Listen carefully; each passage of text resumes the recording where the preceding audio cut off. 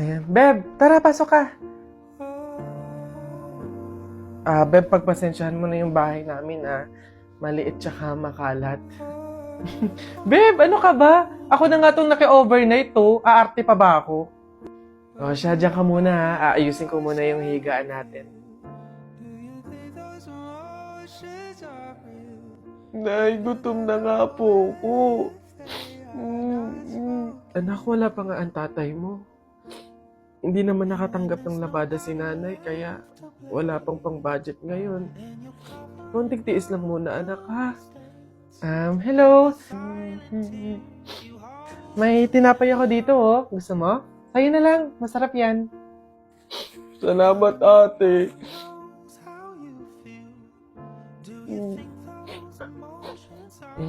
Beb, eto na yung unan tsaka yung kumot na gagamitin mo. Sana mapagtyagaan mo, Pasensya ka na. Yan lang talaga yung meron kami. Walang problema, Beb. Ang mahalaga, makakatulog ako. Thank you. Beb, tara, kain muna tayo bago matulog.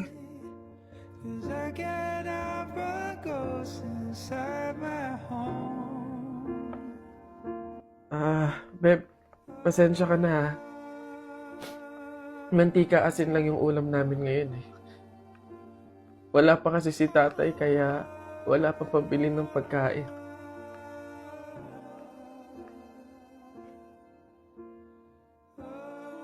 Sobra akong nahihiya sa'yo, Beb. Beb, ano ka ba? Magkaibigan tayo, Hindi para i-judge kita. Mahirap naman talaga yung buhay. Minsan nasa baba tayo, to the point na talagang walang-wala na. Pero ang mahalaga, hindi yun palagi. Dadating din talaga yung panahon na nasagana tayo. Kaya na tayo?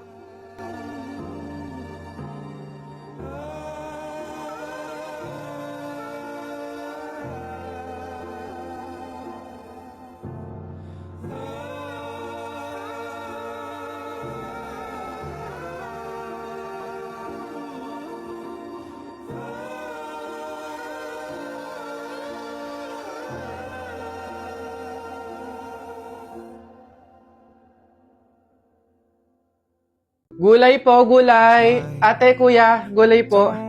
Neng, pabiling gulay, halagang 50 pesos. Sige po, ito po, Okay na sana kasi yung time check. Jennifer? Si Jennifer nga. Hello. Kamusta kayo? Ang gaganda ng mga suot nyo, Eto, malapit na makatapos. OJT na kami. Then after nun, graduation na. Ikaw ba, kamusta? Hindi ka na namin nakikita sa school, wala naman akong choice kundi maghanap buhay, Gustuhin ko mang mag-aral, pero walang-wala talaga kaming pangtustos, Naku, sayang naman. Kasabay ka sana naming makakatapos ng pag-aaral ngayon, Kailangan ko kasing tulungan yung mga magulang ko, Pati na rin yung mga kapatid ko. Oo, nakakapag-aral ako. Pero kung nakikita kong nagugutom yung pamilya ko, huwag na lang siguro muna. Di bali, okay lang yun.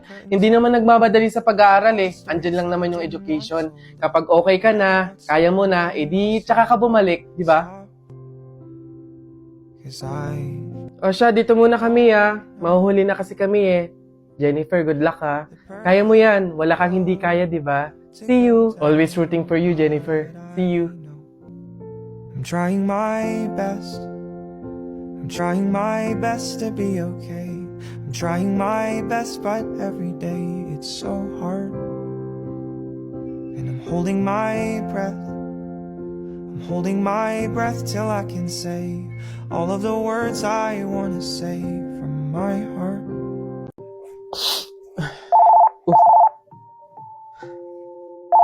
Hello, Nay. Napatawag po kayo. Kamusta po? Anak, baka meron ka pang 10,000 dyan. Pangdagdag lang sana sa pang-araw-araw dito sa bahay. Nay, di ba po kakapadala ko pa lang ng 15,000 nung nakaraang linggo? Ayun na nga, naubos na Nagaya kasi yung mga kumari kong mag-outing. Diyos ko. Nay naman, malaking halaga po yun. Sana naman tinipid ninyo. Hindi po ganun kadali kitain yun, May pasensya na po, hindi po ako makakapag-abot pa ngayon. Wala din po ako. May mga bayarin din po ako dito tsaka gastusin pang araw-araw.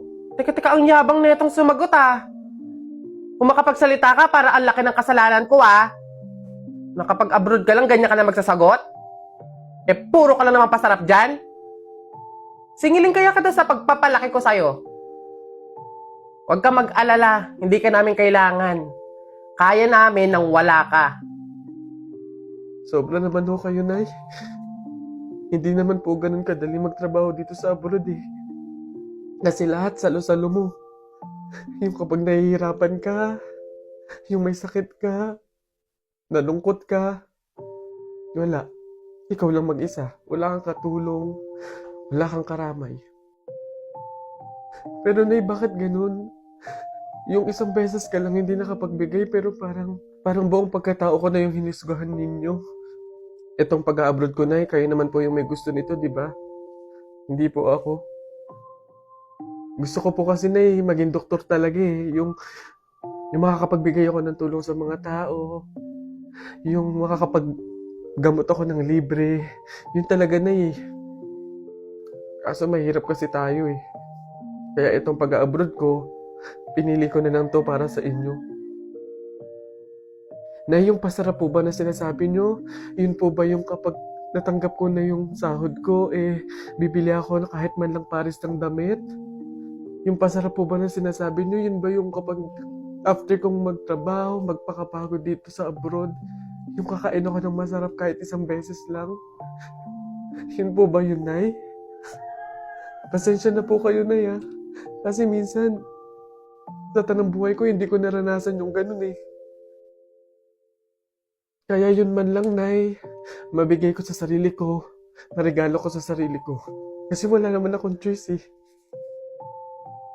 Kundi yung piliin lagi yung pamilya ko para tulungan kayo. Yun nga man lang, Nay, na kamustahin niyo ako. Kailan ko kaya ma-experience na yung tatawag kayo sa akin, yung magme-message kayo sa akin para kamustahin lang ako. Yung hindi yung manghihingi kayo ng pera, yung hihingi kayo ng ganito. Pero wala eh. Hindi ko alam, Nay. Hindi ko alam kung bakit sa kabila ng paghihirap ko, sa kabila ng pagpili ko sa pamilya ko kaysa sa pangarap ko, hindi ko alam, Nay, kung bakit ganito pa yung mga sinasabi niyo sa akin.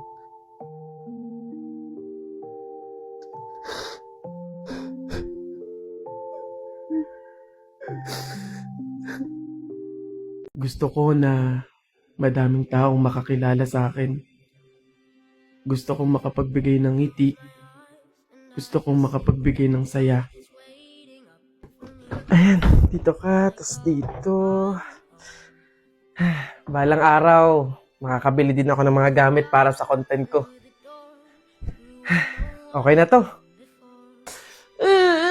Ang kapal na mukha mo. Bakit mo sa akin ginawa ito? Pero okay lang naman. Anak? Kumain ka na ba? Oh. Nay, bakit po? Anong ginagawa mo? Ba't ganyan itsura mo? Umayos ka nga? Wala po, Nay. May project lang po ako sa school. Yes! Finally, nakaipon din ako ng pambili nitong unang wig ko para sa mga content ko. Oh. Oy, Tay, ano ba tong mga nakikita kong video mo na naka-upload dito? Alisin mo nga yan. Ano ba akala mo?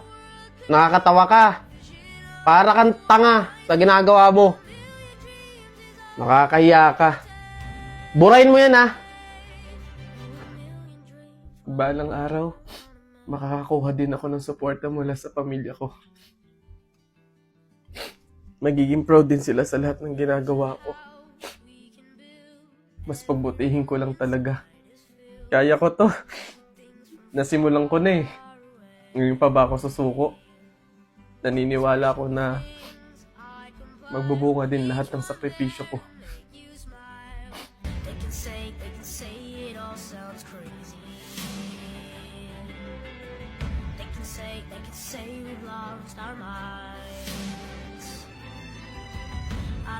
I don't care if they call us crazy. Run away to a world that Grabe. Hindi ako makapaniwala na magagawa ko yung mga bagay na pinapangarap ko lang noon. Napakasaya sa pakiramdam na unti-unti na ako nakakausap papunta sa mga pangarap ko.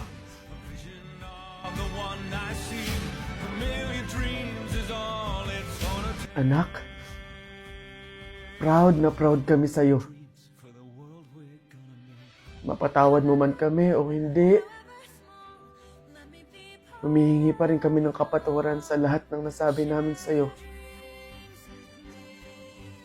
Anak, sa lahat ng gusto mo pang gawin sa buhay mo, basta ikakasaya mo.